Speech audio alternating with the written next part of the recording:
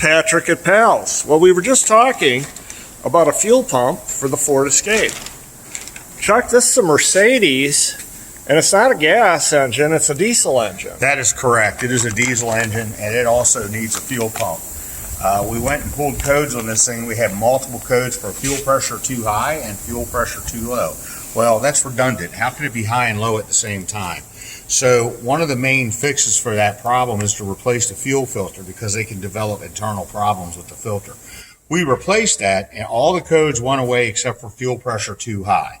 Okay, so under that situation, it's also going to require a pump, which this is the pump here. It's about a 7-hour job. It bolts to the back of the engine, and it's what creates the high pressure that's needed to power this engine. So folks, when you're looking at your car and you're thinking about it, diesels have a fuel pump, usually 2 of them, and gas engines usually have 1, sometimes 2. But in any case, either one, a gas or a diesel, can require a pump. Well, a lot of times in the newer cars, like this one we were just looking at, that's an older vehicle that has a single pump.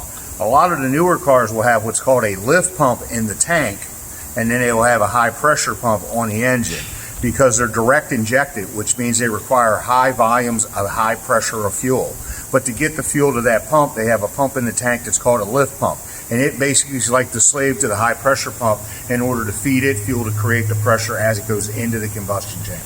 Now, when you're looking at these vehicles, Chuck, you know, with a carbureted vehicle, you're looking about 5 to 7 pounds of pressure. With a fuel-injected gas engine, you're probably looking, what, 40, 50?